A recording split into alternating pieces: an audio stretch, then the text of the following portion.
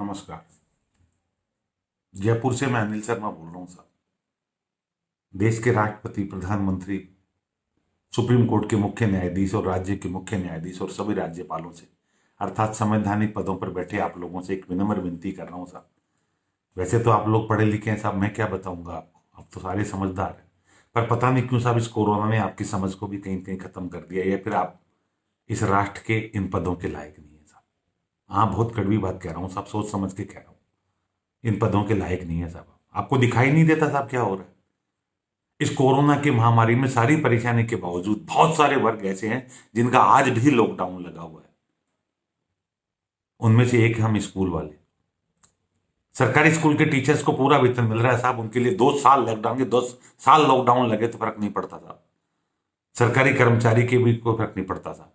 आप बड़े लोगों के तो कहां से फर्क पड़ता होगा साहब? आपको तो लाखों करोड़ रुपए वेतन के बाद भत्ते और मिलते हैं, हमको तो भत्ता नहीं साहब, वेतन ही मिलता है। पर वो भी 8 महीने से नहीं मिल रहा। और पहले जो मिलता था वो इतना सा होता था कि 1 आध महीने का बचता है साहब। हमने 8 महीने घर कैसे चलाया होगा, कभी सोचा है साहब आपने? हैं, हम चोरी छुपे अगर पढ़ाने लग जाए बच्चों को ट्यूशन तो एसडीएम तहसीलदार पहुंच जाते हैं। शर्म नहीं आती उन लोगों को? खुद नामांकन खोलने में चोरी करते हैं, बिना चोरी के एक कदम एक तहसीलदार नहीं उठाता। फिर हम लोग थोड़ा स्कूल खोलने अपने दाल रोटी कमाने के लिए तो हमारे पे जांच करने बैठ जाएंगे। हमारे जयपुर के जिला शिक्षा अधिकारी ने 1000 आदमियों की फौज बनाई है साहब। ये इसलिए बैठे हैं क्या साहब? कमाल कर रहे हो आप, तनख्वाह पूरी लो, हम भूखे मरते मर जाएं, ये मंजूर है आपको? पर शिक्षा देके कुछ बच्चों को पढ़ाकर ले ले, मंजूर है नहीं आपको? आपको भी मालूम है साहब ये कोरोना कैसे फैलता है क्या नहीं फैलता है। आपकी बस की चले तो लॉकडाउन लगा दो, पर आप इसलिए नहीं लगा रहे कि लोग भूखे मर जाएंगे। फिर आपने ये क्यों नहीं सोचा साहब हम भी तो भूखे मर जाएंगे? कमाल है साहब। राष्ट्रपति और राज्यपाल महोदय से और chief justice of supreme court से विशेष रूप से कहना चाह रहा हूं साहब, आपका मौन अखरता है। इस पद के साथ न्याय करना चाहिए साहब इस व्यवस्था में आप। वरना क्या जरूरत है ऐसे पदों की? क्यों करोड़ों रुपए लेके ऊपर वाले को क्या जवाब दोगे साहब? आप ये तो सोचो। आपने कभी किसी ने सोचने की कोशिश की क्या? किसी व्यक्ति ने? इसका मतलब सोच ही नहीं है आपके साहब।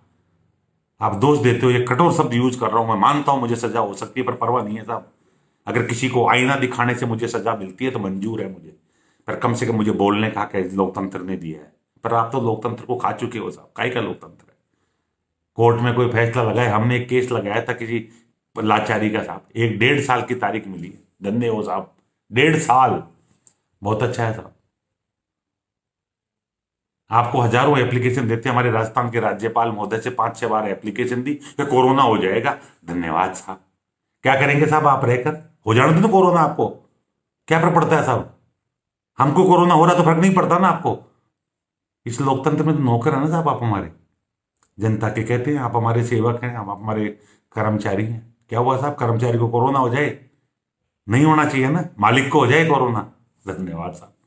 कितनी अजीब बात है साहब। अगर थोड़ी सी भी समझ बाकी है, थोड़ा सा भी सिस्टम बाकी है, तो मेरे इस वीडियो के प्रति या तो आप मुझे सजा करें, अन्यथा कम से कम ये सोचें कि प्राइवेट स्कूलों में, देश भर के प्राइवेट स्कूलों में काम करने वाले लाखों करोड़ों कर्मचारियों का क्या हो रहा होगा, उन गरीब बच्चों का क्या हो रहा होगा जिनके पास ऑनलाइन के साधन नहीं है।